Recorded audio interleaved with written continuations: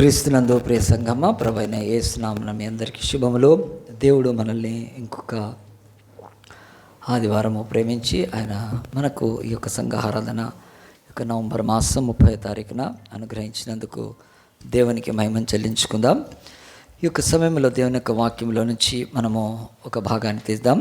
అపోస్తుల కార్యము 13వ అధ్యాయం తీసి యాక్ట్స్ 13 చాప్టర్ కృత నిబంధన న్యూ టెస్టిమెంట్లో 5వ పుస్తకము అపోస్తుల కార్యము 13వ అధ్యాయం తీసి అక్కడ ఉన్న ఒక మాటను చదువుదాము.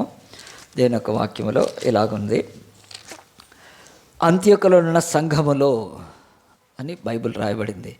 అంత్యోకలో ఉన్న సంఘము కనుక ఒకనాడు మరి సంఘాలకు ఇలాగున్న ఒక పేర్లు లేవు, ఆ ప్రాంతాన్ని బట్టి ఆ యొక్క పేరు వచ్చేది. అంత్యోకలో చర్చ్, అంతే, సంఘము. చర్చ్కి తెలుగులో సంఘము, అంత్యోక సంఘము అలాగున్నది కనుక. మరి తర్వాత కొరింథీలో ఉన్న సంఘము, ఎఫెస్సులో ఉన్న సంఘము, ఇంకా అలాగున ఒక్కొక్క ప్రాంతాన్ని బట్టి గలతీలో ఉన్న సంఘం, అవి ప్లేసెస్, వాటిలోనే సంఘాలు ఉండే. అప్పుడు ఇలాగున మనకున్న ఇప్పుడు చర్చెస్ ఎక్కువైపోయినాయి కనుక ఇన్ని పేర్లు పెట్టట్లేదు కనుక. ఇప్పుడు మన దగ్గర మరి రవి ఉన్నాడు అనుకోండి, 2 రవిలు ఉంటే, ఒక ఆయన మలక్పేట రవి, ఇంకొక ఆయన వైజాగ్ రవి కనుక 2 శివాలు ఉన్నారు కనుక. ఒక వికారాబాద్ శివ ఉన్నాడు, ఆదిలాబాద్ శివ ఉన్నాడు. నేను పోయి వచ్చాను మొన్న కనుక. అలాగున 2 పేర్లు ఉంటే ఏం చేస్తాం మనం? ప్రాంతాన్ని. దేవుడు యొక్క వాక్యంలో కూడా ఆ యొక్క సంఘాలకు దేవుడు ఎప్పుడు పేర్లు పెట్టలేదు, సంఘం ఒకటే, కానీ తెలుసుకోవటానికి ఇలాగున పేరు పెట్టారు. తర్వాత ఆ పరిస్థితి ఎక్కువై, అంటే సంఘాలు ఎక్కువైపోయినందుకు. ఇప్పుడు హైదరాబాద్లో ఒక సంఘం ఉంటే హైదరాబాద్లో సంఘం వచ్చి, ఇప్పుడు హైదరాబాద్లో ఎన్ని సంఘాలు ఉన్నాయి కదా, పాండబ్బాల కంటే ఎక్కువైపోయినాయి కనుక. ఇలాగున సంఘాలు ఎక్కువైనందుకు అలాగున పేర్లు ఇప్పుడు పెట్టుకుంటున్నారు, ప్రాబ్లం ఏం లేదు. కానీ అంత్యోకలో సంఘం ఉంది. ఈ అంత్యోక ఎక్కడుంది మనం స్క్రీన్ మీద చూద్దాం, చూడండి. అంత్యోక అనే ప్రాంతము ఇది ఇస్రాయేల్ యొక్క దేశానికి మరి కొంచెము ఉత్తరమున, నార్త్ వెస్ట్లో ఉంటుంది. అది ఇప్పుడు లెబనాన్ అప్పుడు. సో ఈ యొక్క అంత్యోక అనే ఒక పట్టణము ఒక బ్యూటిఫుల్, అంటే ఆనాడు రోమా సామ్రాజ్యంలో 3rd బిగ్గెస్ట్ సిటీ. ఈరోజు ఇండియాలో మనకు ఢిల్లీ, బెంగళూరు, లేకపోతే హైదరాబాద్, బాంబే, కలకత్తా ఎలాగున్నాయో మన భారతదేశంలో, ప్రపంచంలో ఇప్పుడు న్యూయార్క్ కానీ, ఆ యొక్క మాస్కో కానీ, జపాన్లో ఉండే ఆ యొక్క ఇలాగున పెద్ద పట్టణాలలో రోమా ఆ యొక్క సామ్రాజ్యంలో 2000 సంవత్సరాల క్రితము అంత్యోక ఒక పెద్ద పట్టణం. అది అప్పట్లో పెద్ద పట్టణం, ఇప్పుడు కాదు. ఆ పెద్ద పట్టణము బైబిల్ చెప్తుంది. ఇది ఎక్కడ ఉంది అని అంటే, మరి మన మ్యాప్లో చూస్తే ఇదిగోండి యొక్క ఇస్రాయేల్ దేశము, లేకపోతే మధ్యధరా సముద్రము, కొంచెం వరల్డ్ మ్యాప్ అర్థమవుతే మీకు అర్థమవుతుంది. ఇస్రాయేల్ దేశం నుంచి అలాగే ఇక్కడ 2 అంత్యోకలు చూపిస్తున్నాయి, వదిలేసేయండి. ఈ రెడ్ మార్క్ ఉన్నది కదా, అక్కడ కింద ఉన్న అంత్యోకనే బైబిల్. యెరూషలేముకు దగ్గరే చెప్పాలంటే, మరి అంత దూరం కాదు కానీ యెరూషలేముకు దగ్గర. సో ఈ యొక్క అంత్యోక అనే స్థలం ఇప్పుడు వరల్డ్ మ్యాప్లో చూస్తే కూడా మన భారతదేశము, ఇక్కడ ఆఫ్రికా, తర్వాత ఆసియా ఖండం ఎండ్ అవుతున్నప్పుడు ఆ యొక్క ఇస్రాయేల్ దేశం ఉంటుంది. ఇస్రాయేల్ పైన సిరియా అనే దేశం ఉంటుంది. ఆ దేశంలో అంత్యోక అనే ఒక ప్రాంతము ఉంది కనుక అది రోమా సామ్రాజ్యం పరిపాలిస్తున్నప్పుడు 42 ADలో, క్రీస్తు శకము ఆ యొక్క 42, ఇప్పుడు క్రీస్తు శకం 2025 సంవత్సరాలు, దాదాపుగా 2000 years బ్యాక్ ఈ పట్టణంలో అంత్యోకలో జరిగింది. దేవుడి యొక్క వాక్యంలో రాయబడింది కనుక ఈ అంత్యోక అనే పట్టణము బైబిల్లో చాలా, మీకు ఎవరికైనా తెలియకపోతే అంత్యోక పట్టణం గురించి చాలా విచారకరం. ఎందుకంటే ఈరోజు మనల్ని క్రిస్టియన్స్ అని ఫస్ట్ అంత్యోకలోనే అన్నారు. యేసు ప్రభు యొక్క నామము యెరూషలేములో స్థాపింపబడి ఆయన పునరుత్థానుడై లేచి 40 రోజులు కనపడి ఆ యొక్క వెళ్ళిపోయినప్పుడు 10 రోజులకే దేవుడు సంఘాన్ని, ఆయన పెంతుకొస్తున్నాడు సంఘాన్ని మరి ఆయన ప్రారంభించినప్పుడు, సంఘము గొప్పగా విస్తరించినప్పుడు హింస చెలరేగి చెదిరిపోయారు అందరూ. చెదిరిపోయినప్పుడు అన్ని వైపులు వెళ్ళిపోతే అంత్యోక కూడా వెళ్ళిపోయారు, అంత్యోక ప్రాంతానికి వెళ్ళిపోయారు. ఇప్పుడు మణిపూర్లో హింస జరిగినప్పుడు ఇంకా మణిపూర్లో ఉన్నారా వాళ్ళు? లేరు, ఎంతోమంది వెళ్ళిపోయారు పాపం, అన్నీ వదులుకొని వెళ్ళిపోయారు. ఘోరము కదా మణిపూరు. ఆ యొక్క క్రైస్తవుల మీద జరిగిన జారి, ఆ యొక్క దాడి కూకీస్ మీద, ముఖ్యంగా క్రిస్టియన్స్ మీద. సో అలా ఒక మారణహోమం జరిగినప్పుడు ప్రజలు వెళ్ళిపోతారు. అలాగే యెరూషలేము నుంచి అంతా వెళ్ళిపోయారు. వెళ్ళిపోయినప్పుడు అంతా వెళ్ళిపోలేదు, ఇదిగో ఈ యొక్క అంత్యోక కూడా వెళ్ళారు కొంతమంది క్రైస్తవులు. అక్కడ కూడా మరి దేవుని వాక్యాన్ని ప్రకటిస్తూ ఉండేవాళ్ళు కనుక ఈ అంత్యోక అనేది అంట్లో అక్కడ యేసు ప్రభు యొక్క శిష్యులు ప్రకటిస్తూ ఉన్నారు, పాటలు పాడుతూ ఉన్నారు, వాళ్ళు దేవుడి గురించి, యేసు ప్రభు గురించి చెప్తూ ఉన్నారు. చెప్తున్నప్పుడు వాళ్ళకి ఏమైందంటే, అంత్యోకలో ఎవరో కొత్త వాళ్ళు వచ్చారు, వీళ్ళు ఏదో చెప్తున్నారు కానీ వీళ్ళు చాలా పవర్ఫుల్ ఉన్నారు, వీళ్ళు ప్రేయర్ చేస్తే ఏదైనా జరుగుతుంది, బాగా రోగులను బాగు చేసేస్తారు వీళ్ళు. బాగా స్వస్థతలు చేస్తారు, చాలా మళ్ళీ డబ్బు ఆశించరు, చాలా మంచిగా ఉంటారు అని చెప్పి ఉంటే ఎవరు వీళ్ళు అంటే వాళ్ళకి అర్థం కావట్లేదు. క్రీస్తు అనే ఒక బోధకుడు యెరూషలేములో చంపబడ్డాడు, ఆయన లేచాడని నమ్ముతారు చాలామంది. ఆ తర్వాత ఆయన నామాన్ని ప్రకటిస్తారు. కనుక వాళ్ళకున్న అంతకుముందున్న దేవుడు యెహోవా దేవుడు కాదు, ఇప్పుడు ఈయన దేవుడు అని చెప్తారు, ఈయన దేవుని కుమారుడు అని చెప్తారు. సో అది కొంత అర్థం కాకపోయినా ఆ బోధలో ముందుకు వెళ్తుంటే ఇక చివరికి వీళ్ళని ఏమనాలి అని చెప్పి ఏం చేశారంటే క్రైస్తవులు అని పిలిచారు. గట్టిగా చెప్పండి కొడదామా. అంత్యోకలో మొదట శిష్యులు క్రైస్తవులు అనబడిరి. సో ఇది బైబిల్ చెప్తున్న ప్రొఫౌండ్ ట్రూత్. ఇది మళ్ళీ నేను రెఫరెన్స్ కాదు, నేను న్యూ టెస్ట్మెంట్ చదవాలి అపోస్తుల కార్యములు. సో దేవుని యొక్క వాక్యం చెప్తుంది అంత్యోకకు అంత ముడిపడింది. ఈ అంత్యోకకు ఇది మాత్రమే ముడిపడ్డం కాదు, అంత్యోక ఈరోజు సార్వత్రికమైన మిషనరీస్ కూడా, లేకపోతే దేవుడి సేవకు కూడా అదొక స్థావరంగా కేంద్రంగా దేవుడు స్థాపించాడు. ఈ అంత్యోకకి ఆ తర్వాత పాల్కి, అంత్యోకకి అజయ్ పాల్కి కూడా చాలా పోలికలు ఉన్నాయి. సో నా లైఫ్లో అంత్యోక గురించి నేను అంత డీప్గా నేను నేర్చుకున్నాను. అంత్యోక అనేది మీ యొక్క జీవితాలలో క్రైస్తవులకు అర్థం కావాలి. అంత్యోక యెరూషలేము యొక్క బోధ, క్రైస్తవ బోధ అది కెననైజ్ చేయబడి అది ముగించబడింది. కానీ దీనికి దాటి బయటికి వెళ్ళిపోయిన బోధలు ఈరోజు ప్రపంచంలో సంఘాన్ని నాశనం చేస్తున్నాయి. కనుక ప్రతి క్రైస్తవుడికి యెరూషలేము గురించి, ఆ యొక్క మేడగదిలో పరిశుద్ధాత్మ దిగి వచ్చినప్పుడు, వారు భాషలు మాట్లాడినప్పుడు, ఆ రోజు పేతురు ప్రసంగిస్తే 3,000 మంది రక్షణ పొందితే, ఆ తర్వాత పేతురు యోహాన్లు శృంగారమైన దేవాలయం దగ్గరికి వెళ్ళి ఒక పుట్టుకతో కుంటివాడిని లేపినప్పుడు 8,000 మందితో నడుస్తున్న సంఘము స్టెఫెన్ను చెప్పినాక కొంత చెదిరిపోతే కొంచెము షిఫ్ట్ అయ్యి అది అంత్యోకకు కూడా వెళ్ళింది. అంత్యోక యెరూషలేము ఇవి రెండు కూడా. సో ఈరోజు ప్రపంచమంతటిలో కూడా 2 తెలుగు రాష్ట్రాలు ఎవరు? మనమే. అవునా కదా? ఇంకా 2 తెలుగు రాష్ట్రాలు ఎవరు ఉన్నారా? తెలుగు మనమే కదా ఇండియాలో మాట్లాడేది. ఇటు ఆంధ్ర, అటు ఆంధ్ర, ఇటు తెలంగాణ. సో అంత క్లారిటీగా మీరు గుర్తుపెట్టుకోండి. బైబిల్లో 2 గురుపీఠాలు, ప్యాట్రియార్క్స్ అంటారు. యెరూషలేము ఒకటి, అంత్యోకటి. సో యెరూషలేము గురించి ఎంత నేర్చుకుంటే అంతే. ఇవి 2 దాటిన తర్వాతనే సంఘం నాశనం అయిపోయింది.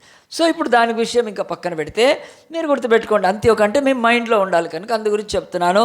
అంత్యోకలో మరి దేవుని యొక్క వాక్యం చెప్తుంది, కొంతమంది అక్కడ చేరి ప్రార్థన చేస్తున్నారు. ఎందుకు ప్రార్థన చేస్తున్నారంటే వాళ్ళు దేవుని బిడ్డలు కనుక ప్రార్థన చేస్తున్నారు. వాళ్ళు ఎందుకు వాళ్ళు సంఘంగా కూడుకున్నారని బైబిల్లో చెప్తుంది. చూడండి, ఈ అంత్యోక అనే ప్రాంతంలో దేవుని యొక్క యెరూషలేముకు కొంచెం దూరంలో అంత్యోకలోనున్న సంఘములో, చర్చ్ ఇన్ యాంటియోక్ అంటే అంత్యోకలో ఉన్న సంఘములో బర్నబా, నిగేరనబడిన సుమయోను, కురేనీయుడైన లూకియా, చతుర్థాధిపతి అయిన హేరోద్తో కూడా పెంచబడిన మనయేను, సౌలు అను ప్రవక్తలు ఉండిరి, బోధకులు ఉండిరి.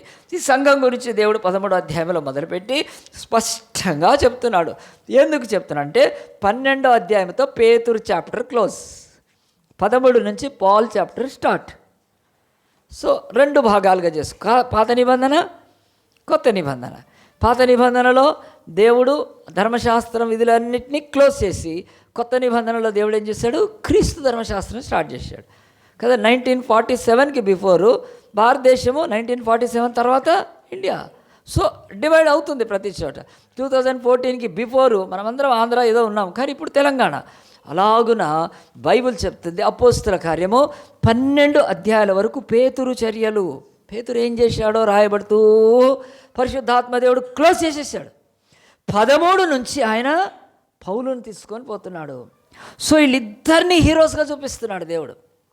పేతురు ఆయన యెరూషలేము నుంచి హీరో, ఆయన పాల్ అంత్యోకలో నుంచి హీరో వీళ్ళు. సో ఇలాగున ఈ యొక్క ఇద్దరు, లేకపోతే అపోస్తులే వీళ్ళు మహా గొప్ప దేవుని భక్తులే, యేసును ప్రత్యక్షంగా చూసిన వాళ్ళు, దైవాన్ని వీళ్ళు. సో అలాంటి మహాభక్తుల యొక్క భాగాన్ని పరిశుద్ధాత్మ దేవుడు రాయాలంటే వాళ్ళకు పక్షపాతం చూపెట్టకుండా 12 అధ్యాయాల తర్వాత హాఫ్ లాగా చేసి చూపిస్తున్నారు. సో 13వ అధ్యాయంలో బైబిల్ చెప్తుంది, ఇక్కడ ఆయన పేరుతో స్టార్ట్ కాలేదు చూడండి. బర్నబా అని అన్నాడు. బర్నబా ఎవరు? ఈయన ఒక శిష్యుడు, ఈయన కుప్రలో ఉండేవాడు, వచ్చాడు, యేసుప్రభు నమ్ముకున్నాడు, తన ఆస్తిని అంత ఇచ్చాడు, తర్వాత అపోస్తుల్లో అతను జాయిన్ అయిపోయి చక్కగా ఉన్నాడు. సో అలాంటి బర్నబా ఇప్పుడు ఎక్కడున్నాడు? ఆయన అంత్యోకలో ఉన్నాడు. ఆయనతో పాటు ఎవరున్నాడు? నిగేర్ అనబడ్డ సుమయోను. సో నిగ్గర్ అంటే నిగ్గర్ అంటే బ్లాక్ వాళ్ళు మనకు తెలుసు, ఆఫ్రికా వాళ్ళు కదా, అందరికీ తెలుసు ఆఫ్రికా. సో ఆయన ఖచ్చితంగా అదే ఉంటాడు. ఈ నిగేరియన్ సుమయోను యేసు ప్రభు సిలువను మోస్తున్నప్పుడు కొద్దిసేపు రోమన్స్ ఆ యొక్క యేసు ప్రభు ఇక శక్తి లేక పడిపోయి ఉన్నాడు. పడిపోయి ఉంటే ముందుకు వెళ్ళాలి కనుక ఆయన ఈడ్చుకోనో లాక్కోనో తర్వాత వస్తారు కనుక బయటికి తీసుకెళ్ళి ఆ తర్వాత బైబిల్ చెప్తుంది ఈ యొక్క సుమయోన్ అంటే ఆయన సీమోను. ఆయన ఎవరు? ఆయన ఖచ్చితంగా మరి సిలువను మోసినవాడు, ఆఫ్రికా ఖండం నుంచి యేసుక్రీస్తును నమ్ముకున్నవాడు. ఆ తర్వాత యేసుక్రీస్తు యొక్క సంఘములో ఇప్పుడు చేరిపోయాడు. ఆనాడు సిలువ మోసాడు కొద్దిసేపటికి, కానీ ఇప్పుడు సంఘములో ఉన్నాడు. సంఘములో యెరూషలేములో లేడు, అంత్యొకలో ఉన్నాడు. సో ఇతనికి ఆ యొక్క ప్రామినెన్స్ దేవుడు ఆఫ్రికా ఖండ రిప్రజెంటేటివ్ ఇచ్చుంటాడు. ఆ తర్వాత కురేనుడైన లూకియా. ఈ కురేన్ అనే ప్రాంతం ఇది జెంటైల్స్ అంటే అన్యుల ప్రాంతం. లూకియా ఈయన గురించి బైబిల్లో లేదు. లూకియా కనుక మనం లూనా నడుపుతాం కదా, లూకియా కదా, అది ఏంటిది కనుక తెలియదు మనకు ఆ పేరు గురించి. లూకియా అనే ఒక వ్యక్తి నమ్ముకున్నాడు, అతను కూడా ఉన్నాడు. తర్వాత చతుర్థాధిపతి అనే హేరోతో కూడా పెంచబడిన మన యేసు కాదు, అతని పేరు మనయేను అని ఆయన. ఈయన ఎవరితో పెంచబడ్డాడు? చతుర్థాధిపతి హేరో అంటే రాయల్ ఫ్యామిలీ. ఇతను రాజులతో పెరిగే వాళ్ళు ఎవరు పెరుగుతారండి? రాయల్ ఫ్యామిలీ కానీ కదా. ఈరోజు రాహుల్ గాంధీతో పెరిగిన వాళ్ళు ఎవరై ఉంటారండి కదా, చెప్తున్నాను జనరల్గా. జగన్తో పెరిగిన వాళ్ళు ఎవరై ఉంటారు? చాలా రిచ్ పీపుల్ వాళ్ళతోటి కూడా. అలాంటి గొప్ప రాయల్ పీపుల్తో పెరగడం అంటే అదొక ఆధిక్యత. ఆ టైంలో ఆ స్కూల్లో చదివితే, లేకపోతే వాళ్ళ ఫ్రెండ్షిప్ ఉంటే. సో ఈ యొక్క మనయేను హేరోదుతో పెరిగిన వాడు కనుక ఈ హేరోదు యేసు ప్రభువును సిలువ వేసిన ఆ యొక్క ముగ్గురులో లేకపోతే ఏకీభవించిన వాళ్ళు ఈ హేరోదే వీడు, దుర్మార్గుడు కనుక ఈ యొక్క హేరోదుతో పెంచబడ్డాడు. అతనేమో యేసును చంపటానికి హేరోదు ఈ భూమి మీద పూనుకుంటే, అతనితో పెరిగిన మనయేను ఆ యేసును ప్రపంచానికి ప్రకటించడానికి పిలువబడ్డాడు. గొప్ప వేరియేషన్ కదా. ఒకే ఇంట్లో పుట్టిన వాళ్ళు కూడా కదండి, ఒకళ్ళు కలెక్టర్ కావచ్చు, ఒకడు దొంగ కావచ్చు, కనుక ఏం చెప్పలేం కనుక. కలెక్టర్ కావచ్చు, లేకుంటే ఇంకో కలెక్షన్ చేయొచ్చు కదండి, అలాగున దొంగ కావచ్చు, కనుక మనం చెప్పలేము. కానీ ఇక్కడ బైబిల్ చెప్తుంది ఉన్నాడని. తర్వాత సౌలు అను ఆయన, ఈయననే పాల్ అని. కనుక సౌలు అనే పేరు ఎందుకు పెట్టారంటే అది ఎగ్జాక్ట్గా బైబిల్లో హీబ్రూ నేమ్. పాత నిబంధనలోని ఇశ్రాయేలు మొదటి రాజు పేరు కీషు కుమారుడైన సౌలు కనుక ఆయన పేరుతోటే వాళ్ళ నాన్న పెట్టాడు. ఆయనకు చాలా మంచి పేరు, అర్థం ఉంది కనుక పెట్టుకున్నాడు. కానీ మనకు బైబిల్లో తర్వాత సౌలుని పౌలు అన్నారంటే 2 పేర్లు వాళ్ళు వాడేవాళ్ళు కనుక. ఆనాడు 2 పేర్లు ఖచ్చితంగా వాడేవాళ్ళు. ఎందుకు వాడేవాళ్ళు అంటే అప్పుడు ప్రపంచాన్ని డామినేట్ చేశారు కనుక ప్రతి వాళ్ళ పేరు, వాళ్ళ యొక్క మదర్ టంగ్లో ఒక పేరుంటే గ్రీక్స్ కూడా ఒక నేమ్ ఉండేది. సో కనుక సౌల్ అనేది హిబ్రూ పేరు అయితే పాల్ అనేది గ్రీక్ నేమ్, అంతే కనుక సేమ్ మీనింగ్ కనుక. మీనింగ్ అంటే పాల్ అంటే లిటిల్, చిన్నది అని చెప్పి, తక్కువ అని చెప్పి. సో అలాగున్న ఈ యొక్క 5 బైబిల్ ఏం చెప్తుందంటే వాళ్ళు ఏం చేస్తున్నారు చూడండి. ఈ 5 కలిసి అంత్యొక సంఘములో వాళ్ళు చేస్తున్న పని బైబిల్లో స్పష్టంగా ఉంది. దాన్ని చూద్దాం చూడండి. లేకపోతే వాళ్ళు తర్వాత సౌలును ప్రవక్తలను బోధకులను ఉండిరి అని బైబిల్ చెప్తుంది. ఈ యొక్క సంఘములో అంత్యొక సంఘములో ఎవరున్నారు? ప్రవక్తలు ఉన్నారు, బోధకులు ఉన్నారు. చాలా స్పష్టంగా 2 నిమిషాల్లో మీరు మంచిగా అర్థం చేసుకోవాలి. సంఘంలో ఎవరు ఉండాలి అంటే బైబిల్ చెప్తుంది ప్రవక్తలు, బోధకులు ఉండాలి. ఈరోజు సంఘానికి, ఆనాటి సంఘానికి ఏమీ తేడా లేదు. కొన్ని మనలాంటి సంఘాలు ఇంకా ఈ ఆదిమ సంఘాన్ని దాని యొక్క అడుగుల్లో మనము నడవటానికి ప్రయత్నం చేస్తున్నాం. అది నిజమైందని నమ్ముతున్నాం. అంత లేఖనాలను పరిశోధించి దాన్ని పరిశీలించి ఏవి అవసరం లేవో వాటిని మ్యాక్సిమం వదిలిపెట్టి మనము ముందుకు వెళ్తున్నాం. అలాగున్న యొక్క బైబిల్ అంటుంది సంఘంలో ప్రవక్తలు, బోధకులు ఉండాలి.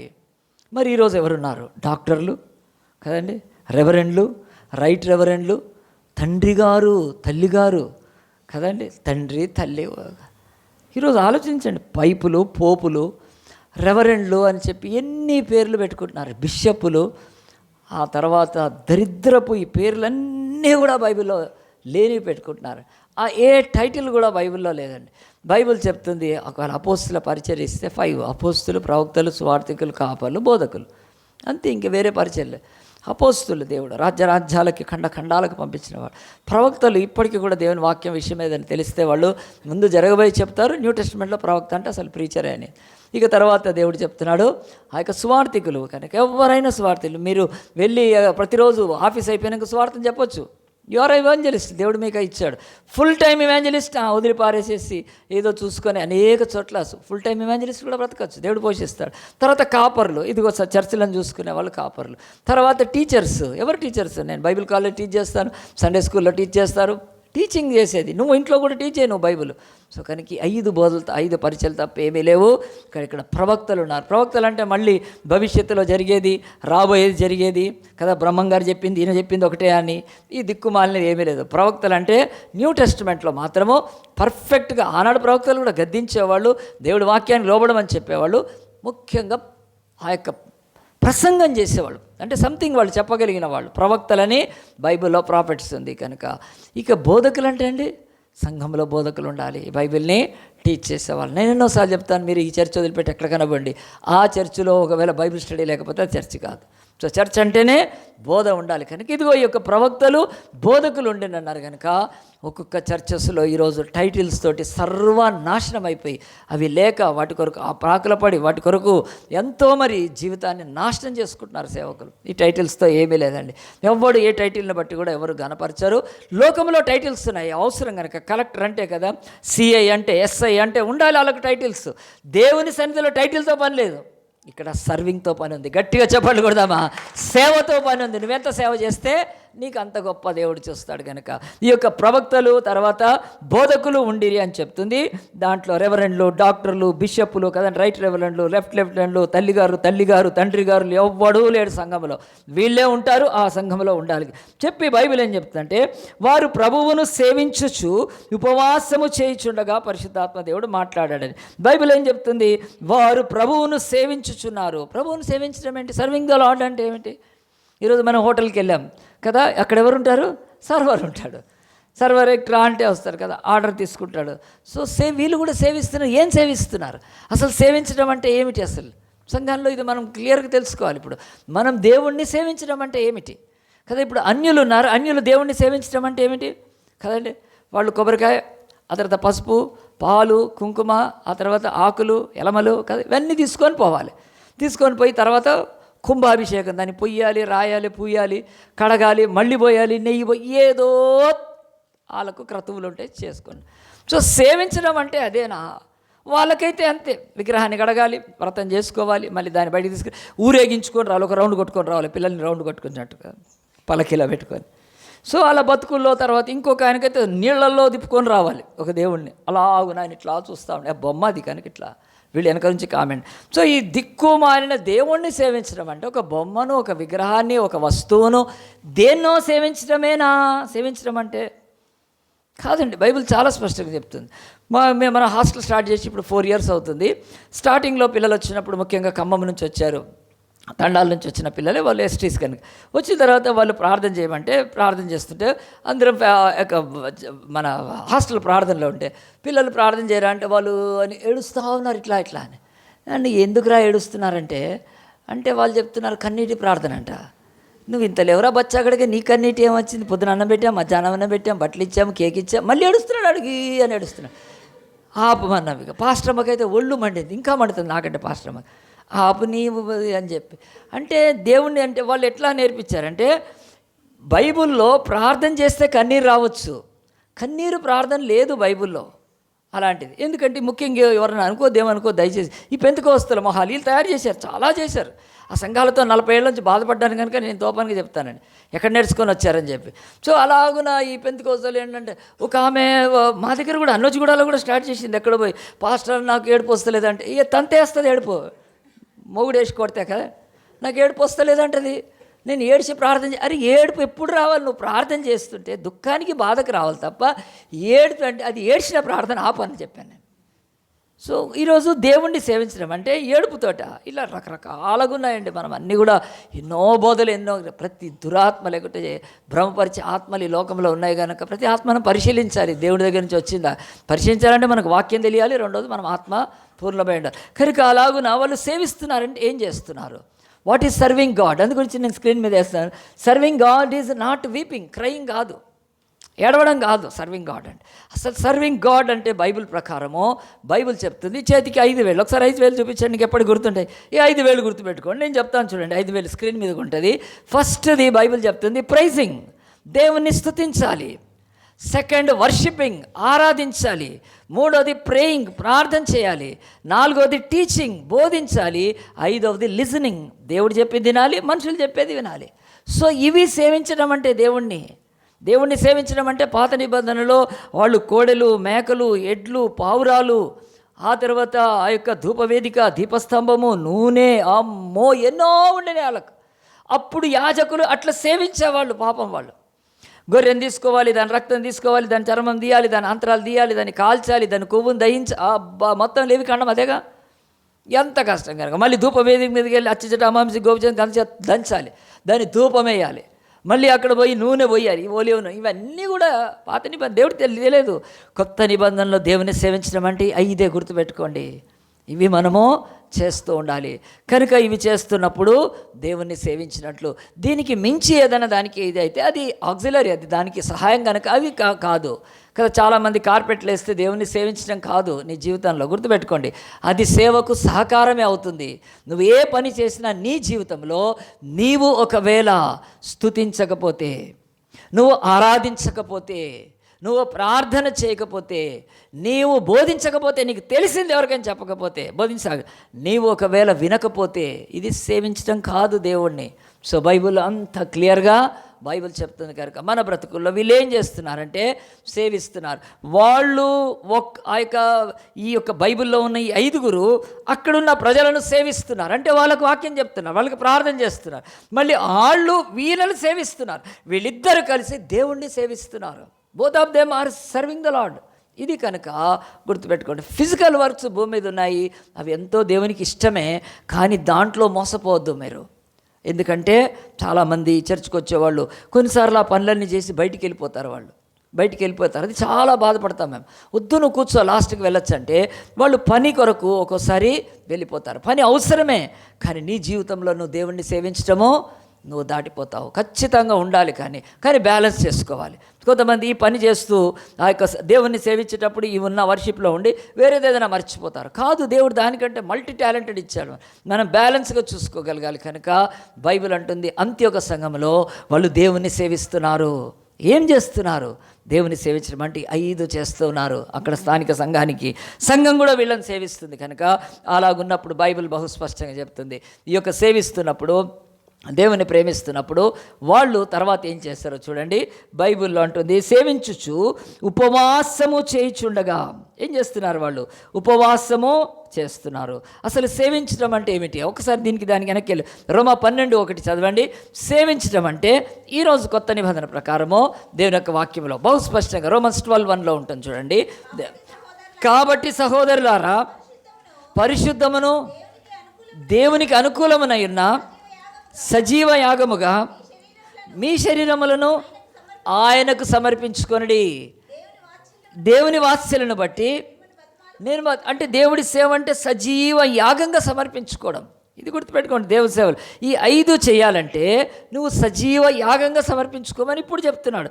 పాత నిబంధనలో నువ్వు పక్కన నిలబడితే బలిపీఠం మీద ఒక గొర్రె, బలిపీఠం మీద ఒక మేక, బలిపీఠం మీద ఒక కోడె చంపబడుతున్నప్పుడు అది సజీవంగా అలాగున కాలిపోతుంటుంది. అప్పుడే చంపేస్తారు కదా. కానీ కొత్త నిబంధనలో నువ్వు బలిపీఠం మీద ఉండి ఆ బలిపీఠం మీద దేవుణ్ణి స్తుతిస్తూ ఉండాలి. నీ గుండె, నీ మనసు, నీ హృదయము, నీ ఆత్మ, నీ అంతరంగము సజీవ యాగం వలె ఆయన అలాగున వర్షిప్ చేయాలి, అలాగున ప్రార్థన చేయాలి. సో ఈ 5 సజీవ యాగంగా చేయడం కనుక అంటే మనము బలిపీఠం మీద. అంతేగాని మనం రికార్డులు పెట్టడానికి కుదరదు కదండి. ఆ యొక్క యూట్యూబ్ పెట్టి ఒక పాట పెట్టి అది పెట్టి ఇది పెడితే అవి కాదు. అవి మెషిన్స్, వాటిల్లో ఆ యొక్క లైఫ్ ఉండదు. కనుక సజీవ యాగముగా మనల్ని ఆయన స్తుతించడానికి పిలిచాడు. కనుక ఈ సంఘాన్ని దేవుడు ఎంత ఇష్టపడుతుండొచ్చని వాళ్ళు సేవిస్తూ ఆ తర్వాత వాళ్ళు చక్కగా ఉపవాస ప్రార్థన చేస్తున్నారు, కలిసి ఉన్నారు వాళ్ళు. సో ఇలాంటి సంఘాన్ని దేవుడు వదిలిపెడతాడండి? అస్సలు. వాళ్ళు ఉపవాసం మొదలుపెట్టారు. ఎందుకు ఉపవాసం మొదలుపెట్టారు? ఇక్కడ కూడా మనం ప్రశ్న వేసుకోవాలి. వాళ్ళు ఉపవాసం ఎందుకు చేస్తున్నారు? చాలా మటుకు ఉపవాసం చేయడానికి ఈ లోకంలో చాలా కారణాలు ఉంటాయి. ఎందుకు చేస్తారు ఉపవాసం అంటే? ఒక ఆయన అడిగి ఉపవాసం ఎందుకు చేస్తున్నావు అని ఒక ఆమెను అడిగాను. వెయిట్ తగ్గాలి బ్రదర్ అంటుంది. ఊరిని అనుకున్నా, వెయిట్ తగ్గాలా బ్రదర్? వెయిట్ తగ్గటానికి ఉపవాసమా? ఎంత తప్పు ఇదండి అసలు అది. అంటే చాలు. ఆ తర్వాత రెండోది ఉపవాసం ఎందుకు? ఆచారం కనుక. కనుక ఈరోజు శుక్రవారం కనుక, లేకపోతే లెంట్ డేస్ కానీ ఏదో ఇది కాదండి. ఉపవాసానికి కారణాలు ఉన్నాయి. ఈ భూమి మీద కొంతమంది ఉన్నప్పుడు రోగగ్రస్తులు వాళ్ళ కొరకు ఉపవాసం చేయొచ్చు, వాళ్ళు బాగుపడాలి. మనం ఉద్యోగం దొరకకపోతే ఉపవాసం ఉండొచ్చు, లేకపోతే వివాహం కాకపోతే ఉపవాసం, సంతానం లేకపోతే ఇంకేదో కష్టం ఉంది, శత్రువు భయం ఉంది కనుక ఉపవాసం చేయొచ్చు. కానీ బైబిల్లో ఈ యొక్క అంత్యక సంఘంలో వీళ్లకు మన యూపీలో, గుజరాత్లో, హర్యానాలో లేక ఉత్తరాఖండ్లో వచ్చినట్టు ఆ యొక్క అంత్యక సంఘం మీద అనేకమైన శ్రమలు వస్తే అలాగున మణిపూర్లో వచ్చి వాళ్ళు అందు గురించి ఉపవాసం ఉన్నారా? బైబిల్ చెప్పట్లేదు. ఈరోజు బైబిల్ చెప్తుంది శ్రమ వచ్చినప్పుడు కూడా ఉపవాసం చేయొచ్చు, తప్పులేదు. కానీ అంత్యక సంఘాన్ని దేవుడి యొక్క పరిశుద్ధ గ్రంథంలో 3600 భాషల్లో ఈ సంఘాన్ని ఎందుకు ఆ యొక్క అపోస్తుల కార్యంలో పేతురు ఇట్లా వదిలిపెట్టి అంత్యక సంఘాన్ని తీసుకొని మనతో మాట్లాడుతున్నా అంటే ఆ సంఘము ఉపవాస ప్రార్థన ఎందుకు చేస్తుందంటే వాళ్లకు దేవుడి యొక్క కృపలో అత్యున్నతమైనది అర్థమైంది ఏమిటంటే మనము రక్షణ పొందాము, రక్షణ లేని లక్షల మందికి రక్షణ అందించాలి దేవుడి సువార్తను. ఈ క్రీస్తుని ఇతరులకు ప్రకటించాలి. కృప చేత రక్షించగలిగిన దేవుడు, క్రియల చేత, కర్మ చేత ఈ లోకములో వెండి, బంగారం, ధనము దేనితో కాక కేవలం కృప చేత రక్షించగలిగిన ఈ కృపను మనం అందించాలి. ఈ యొక్క కృపను మనం ఇతరులకు అందించాలి. ఈ సువార్తనని వాళ్ళు ప్రార్థన చేస్తున్నారు. ఎంత గొప్ప అపేక్ష, ఎంత గొప్ప ఆశ వాళ్ళకి, ఎంత గొప్ప మంచితనం, ఎంత గొప్ప భారం ఉంది వాళ్ళకి. ఆలోచించండి. ఈరోజు అంత్యక సంఘం ఎందుకు నేను చెప్తున్నానంటే వీళ్ళకు ఆ బర్డన్ ఉంది కనుక వాళ్ళు ఉపవాసం ఉంటున్నారు. ఇది ఛాలెంజింగ్ మాట. ఎప్పుడైనా నీ బ్రతుకులో ఒక్కళ్ళ కొరకైనా నువ్వు ఉపవాసం ఉన్నావు ఒక ఆత్మరక్షణ కొరకు, వాళ్ళని దేవుడు కౌంట్ చేస్తాడు. ఈరోజు ఎంతసేపు ఉపవాసం అంటే ఇంకా యూత్ అయితే కదా, ఆ అమ్మాయి పడట్లేదు అని చెప్పి కదండి, లవ్లో పడట్లేదని చెప్పి వీడు మోకాళ్ళలోనికి ఉపవాసం, ఆ అమ్మాయి ఉపవాసం చేసుకొని కదా నాకు ఫోన్ చేయట్లేదని చెప్పి ఈ దరిద్రపు ఉపవాసాలు ఈరోజు సంఘాలలో కూడా వచ్చేసినాయండి. కనుక ఎందుకు ఉపవాసం అంటే ఎందుకంటే లైన్లో పెట్టడానికి ఉపవాసం. ఇదేంటిది? ఆ అమ్మాయిని లైన్లో పెట్టానికి నువ్వు లైన్లోకి వచ్చావా? ఇది ఎంత తప్పండి, ఇది ఘోరం కదా. సో అలాంటిది ఎంత నీచమైపోయినాయి ఈరోజు. కనుక ఇంకా ఉపవాసాల గురించి నేను చెప్పలేను కనుక కదండి. అలాగున వ్యాపారం చేసేటప్పుడు చెయ్యి, కానీ అడ్డమైన పనుల కొరకు కాదు. సో బైబిల్లో ఒక ఉపవాస ప్రార్థన ఉంది అంత్యక వాళ్ళది, ప్యూర్. ఆ యొక్క ఉపవాస ప్రార్థన ఎంత స్వచ్ఛమైంది, ఎంత భారమైంది వాళ్ళ ప్రార్థన. ఇంత మంచి భారం కలిగిన వాళ్ళ యొక్క ప్రార్థనను దేవుడు ఆలకిస్తాడా? తప్పక ఆలకించుకుంటుంటాడు. ఆయన పరిశుద్ధాత్మ దేవుడు మాట్లాడుతున్నాడు చూడండి. వెంటనే ఉపవాసం చేయించుండగా పరిశుద్ధాత్మ దేవుడు నేను బర్నబాను, నేను అంటున్నాడు, మేము అనట్లేదు ఇక్కడ. ఇండివిజువల్గా తండ్రి వేరు, కుమారుడు వేరు, పరిశుద్ధాత్మ దేవుడు. ముగ్గురు కూడా ఒక్క దేవుడు అయినప్పటికీ ముగ్గురికి ఇండివిజువల్గా వాళ్లకు పర్సనాలిటీస్ ఉన్నాయి కనుక, పర్సన్స్ కనుక తండ్రి కుమారుడు కాదు, కుమారుడు ఆత్మ కాదు, ఆత్మ కుమారుడు కాదు, కుమారుడు తండ్రి కాదు. ముగ్గురు దేవుడైనప్పటికీ కూడా వాళ్ళు ముగ్గురు కూడా వేరే వ్యక్తులు. ముగ్గురు మాట్లాడగలుగుతారు, ముగ్గురు కూడా వేరే. మనం ఫ్యామిలీ అంటే వైఫ్, హస్బెండ్, చిల్డ్రన్ ఉంటారు. వాళ్ళు ఒకటే ఫ్యామిలీ అంటే ఒకటే ఉంటారు. కానీ 3 వ్యక్తిత్వాలు ఉండవు వాళ్ళకి. తల్లి వేరు, తండ్రి వేరు, కుమారుడు, కుమార్తె వేరు. సో అంత సింపుల్గా అర్థం చేసుకుంటే గాడ్ హెడ్లో, దైవం యొక్క అత్యున్నత స్థానంలో తండ్రి, కుమార, పరిశుద్ధాత్మ ఒక్క దేవుడే. కానీ ఆయనకు 3 పర్సనాలిటీస్ ఉన్నాయి. అంటే 3 పర్సన్స్గా ఉన్నాడు ఆయన. మళ్ళీ ఆ యొక్క త్రిమూర్తులు కాదు వాళ్ళు. త్రిమూర్తులు అంటే మన దగ్గర ఎప్పుడు తనుకొని వస్తుంటారు కదా, ఒకటి దాని తింటి కూడా బారిపోతూ ఉంటాడు. ఈ త్రిమూర్తులది లేదు దీంట్లో బైబిల్లో. కనుక అలాంటి దేవుళ్ళు దేవత అదంతా కాపీ బైబిల్లో ఉంచే. కనుక దుర్మార్గుడు సైతాన్ ఎప్పుడో వీళ్ళకు ఆ నాలెడ్జ్ ఇస్తూ ఉన్నాడు కనుక రాస్తా పోతున్నారు. అవి వీళ్ళకి ఏమీ లేదు. బాహుబలి రాసుకోలే, ఇప్పుడు బాహుబలి రాసిన అన్నాడు నేను దేవుడు నా మనపండి అన్నాడు. సో వాళ్ళకి తెలివి లేదు కనుక అలాగుంది. ఇక్కడ బైబిల్లో కన్ఫ్యూజ్ కావద్దు మీరు. 3 దేవుళ్ళు లేరు మనకు. 1 God in 3 persons. 1 God in 3 persons. మనలో కూడా ఉంది. అది మనలో ఉంది, మనకు తెలియట్లేదు. అది నేర్చుకున్న రోజే మీకు చర్చ్ గురించి, దేవుని గురించి, మీ గురించి మీకు అర్థమైపోతుంది. లేకపోతే అఘోరాలు తయారవుతాం మనం కూడా, అంత ఘోరం కనుక. సో కనుక బైబిల్ చెప్తుంది అఘోరాలు ఎందుకు తయారయ్యారు. ఈ మతాలలో వాళ్ళకి ఏం తెలియట్లేదు కనుక, ఎక్కడ క్లారిటీ లేదు కనుక. ఆడ అఘోరగాడు ఆయన యేసుక్రీస్తుని నమ్మితే ఆడికి తెలుస్తుంది ఆడి దేవుడు ఎవరు అని కనుక. సో ఇలాగున్న బైబిల్ చెప్తుంది. నేను అని ఇండివిజువల్గా ఆయన పర్సనల్గా ఈ సంఘంతో మాట్లాడుతున్నాడు. బర్నబాను, సౌలుని పిలిచాడు. 5 ఎంతమందిని పిలిచాడండి? 2 పిలిచిన పని కొరకు అని అంటున్నాడు. సో దేవుని యొక్క వాక్యం బహు స్పష్టంగా చెప్తుంది. దేవుడు ఈ యొక్క బర్నబాను, సౌలుని 2 పిలిచాడు. ఎవరి కొరకు? తన పని కొరకు పిలిచాడు. సో బైబిల్లో వీళ్ళ యొక్క పిలుపు విషయం ఆలోచిస్తే దేవుడి యొక్క వాక్యం గొప్పగా బైబిల్ చెప్తుంది. పౌలు ఇప్పుడు పిలువబడ్డం కాదు, ఆయన ఇంతకు ముందే పిలువబడ్డాడు. ఇంతకుముందే పిలువబడ్డాడు. చూడండి అపోస్తల కార్యంలో దేవుని యొక్క వాక్యం బహు స్పష్టంగా చెప్తుంది. ఇక చూద్దాం, చూడండి. అతన్ని పిలిచిన పని కొరకంటే ఆయనను 9వ అధ్యాయము 15-16 వచనంలో, కొంచెం వెనక్కి తీయండి. 9వ అధ్యాయము 15-16 వచనంలో, అతను దమస్కు వెళ్తున్నప్పుడు బోర్ల బొక్కలు పడిపోయినప్పుడు దేవుడు అప్పుడు స్పష్టంగా కనిపించి చెప్పాడు అతనికి 15వ వచనంలో, అందుకు ప్రభు నీవు వెళ్ళుము. 9:15, అన్యజనుల ఎదుట, రాజుల ఎదుట, ఇశ్రాయేలు ఎదుట నా నామాన్ని పరిచయం నేను ఏర్పడిన సాధనమై ఉన్నాడు అని చెప్తున్నాడు. ఇతడు నా నామం కొరకు ఎన్ని శ్రమలు అనుభవించాలో నేను అతనికి చూపిస్తానని చెప్పి, ఇదిగో ఈ యొక్క అననీయ అని అతనికి చెప్పాడు ఆనాడే. సో ఇతని పిలుపు ఇప్పుడు కాదు, ముందే ఉంది. కానీ ఇక్కడ బైబిల్ అయితే చెప్తుంది. అంతేకాదు, వీళ్ళు దేవుడి యొక్క పని కొరకు పిలువబడ్డప్పుడు బైబిల్ ఏమంటుంది, వాళ్ళ జీవితాలలో క్లియర్ కాల్ ఉంది ఒకటి. చాలామంది సేవ అంటారు, కానీ ఈ యొక్క క్లియర్ కాల్ ఉండాలండి, పిలుపు ఉండాలి. కనుక ఆ పిలుపు విషయమై దేవుడు అంటున్నాడు అలాగున. మరి 12:25 కూడా చూడండి, అపోస్తల కార్యం 12:25 కొంచెం వెనక్కి చూస్తే దేవుని యొక్క వాక్యము అక్కడ రాయబడింది. బర్నబాయు సౌలును తమ పరిచర్య నెరవేర్చిన తర్వాత అని. అంటే అప్పటికే పౌలుకి కాల్ ఉంది, బట్ ఇక్కడ దేవుడు ప్రత్యేకంగా పిలవడం కాదండి.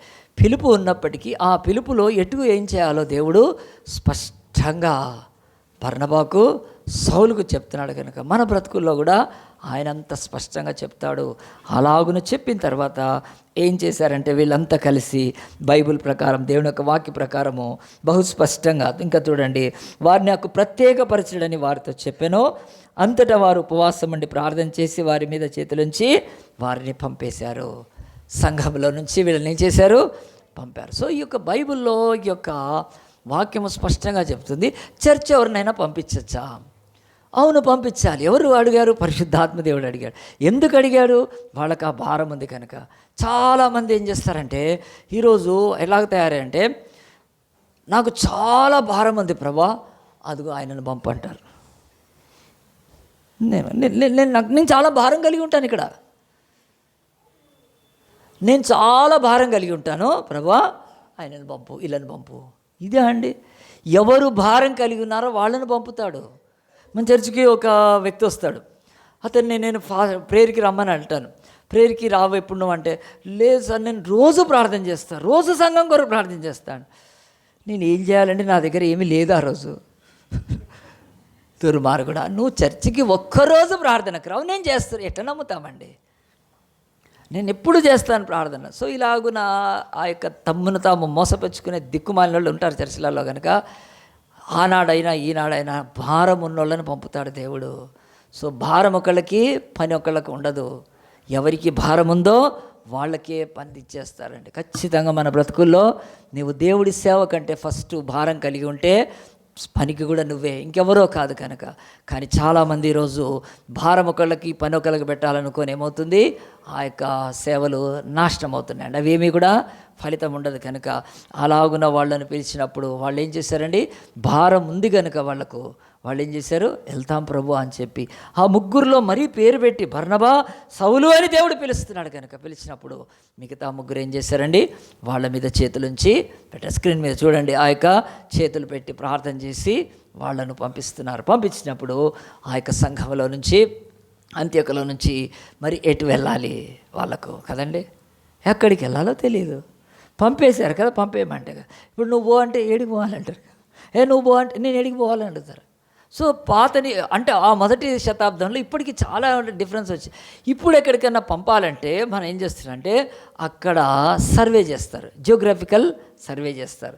ఆ తర్వాత అక్కడ ఉన్న ప్రజల యొక్క అనాలిసిస్ ఏమున్నాయో తీసుకుంటారు, లేకపోతే అక్కడ స్థానికంగా ఉన్న రిపోర్ట్ తీసుకొని ఇలాగున సిద్ధం చేస్తారండి. ఆ రోజు ఏమీ లేదు, దేవుని మీద, ఆత్మ మీద డిపెండ్ అయితే ఎక్కడికి పోవాలో దేవుడే నడిపిస్తాడు. 30 ఏళ్ల క్రితం నేను సేవలోకి ఫుల్ టైం వచ్చినప్పుడు నాకు ఏమీ తెలియదండి. దేవా నేను సేవకి వెళ్తే ఇక నేను వాక్యం వినలేను, నేను వాక్యం చెప్పాలనుకున్నప్పుడు ఎక్కడ పోవాలో తెలియదండి. అలాగున నేను వెళ్ళాలనుకున్నాను. 95 జనవరి 1 రోజు, ఆ యొక్క డిసెంబర్ 31 రోజు నేను వెళ్తున్న చర్చిలో కీస్ ఇచ్చేసి జనవరి 1 ఎక్కడికి వెళ్ళాలని అప్పుడు ఒకళ్ళు అడుగుతున్నారు మా దగ్గర వాక్యం, అది దేవుడి పిలుపు కనుక. అక్కడ నుంచి నేను కప్పా పహాడ్ అని ఇబ్రహీంపట్నం దగ్గర ఒక విలేజ్ అండి, 5 కిలోమీటర్లు రోడ్డు ఉండదు. ఇబ్రహీంపట్నం నుంచి రైట్కి పోద్ది ఆ యొక్క ఏరియా. ఆ యొక్క ఒక 3 కిలోమీటర్ తర్వాత 5 కిలోమీటర్ రోడ్డు ఉండదు. వెళ్తా వెళ్తా వెళ్తా వెళ్తా నా స్కూటర్ కింద పడిపోయేది, ఎందుకంటే మట్టి కనుక. మళ్ళీ లేపుకొని కదా మళ్ళీ తీసుకెళ్ళేవాళ్ళం. అంత అయినా దేవుడు నాకు ఎక్కడికి వెళ్ళాలో ఇదిగో ఎవరో చెప్పి చేసి కాదండి.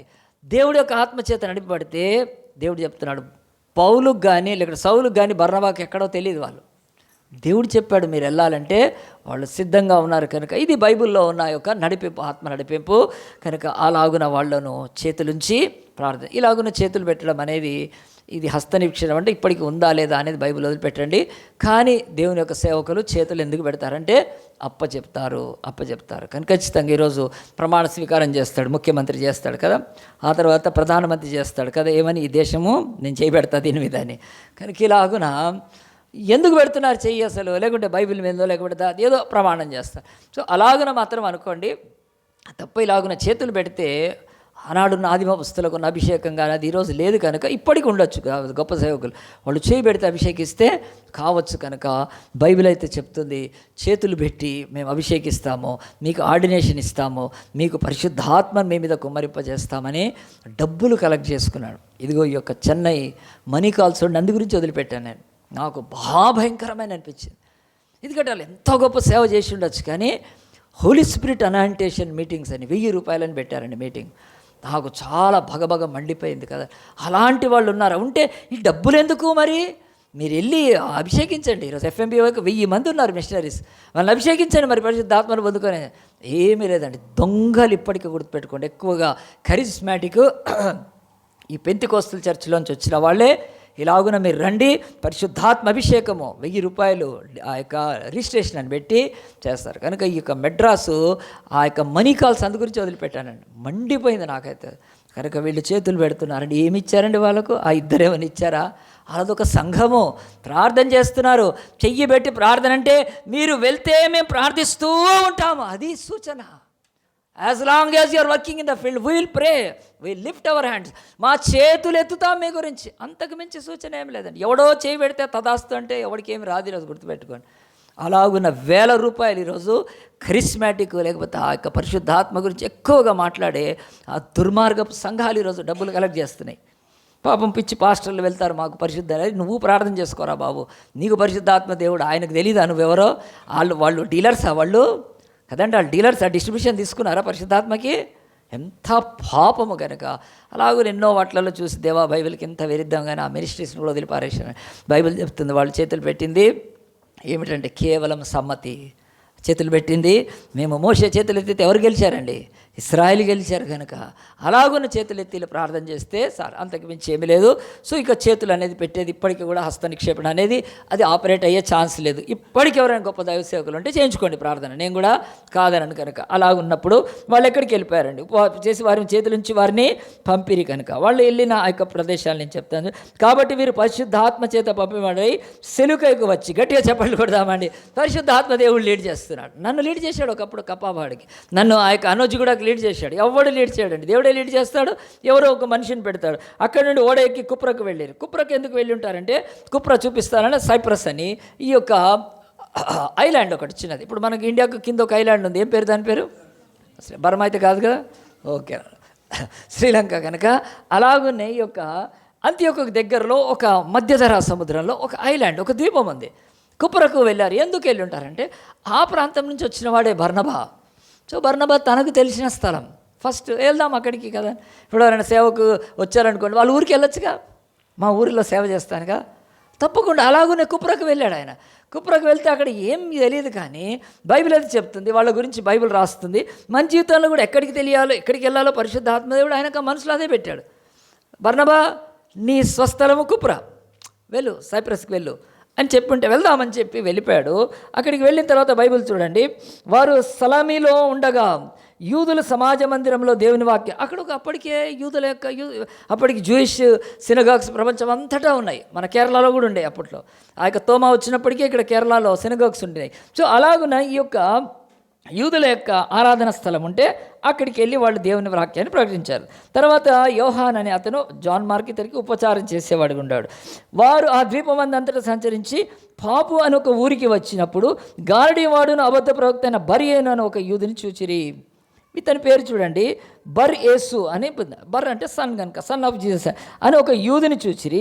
అతడు ఒక అబద్ధ ప్రవక్త, గారడివాడని. ఇతడు వివేకం గలవాడై సెర్గి పౌలు అని అధిపతి వద్ద ఉండెను. అతడు బర్నబాను సౌలును పిలిపించి దేవుని వాక్యం వినగోరెను. ఇక్కడ మనం ఇవన్నీ వదిలిపెట్టి ఈ యొక్క పాఫోస్ అనే స్థలములో ఏం జరిగిందో 2 నిమిషాలు చెప్పి ముగిస్తాను. వీళ్ళు మిషనరీ సేవకి వెళ్ళారు. ఇదిగో అక్కడ నుంచి ఇక్కడికి వచ్చారు. ఇక్కడ 2 ప్లేసెస్ ఉన్నాయి కదండి. ఇక్కడ ఇది కొంచెం ఇది కొంచెం షార్ట్ చేయండి. దేవుని యొక్క వాక్యాలు కొంచెం చిన్నగా పెట్టేది పిక్చర్ చిన్నగా పెట్టు. ఆలోచించండి. ఈ యొక్క కుప్రా అనేది ఇక్కడికి వచ్చారు. ఇక్కడ 2 ప్రదేశాలు కనిపిస్తుంది. ఇది పాఫోస్ అండి, ఇది సరానిస్.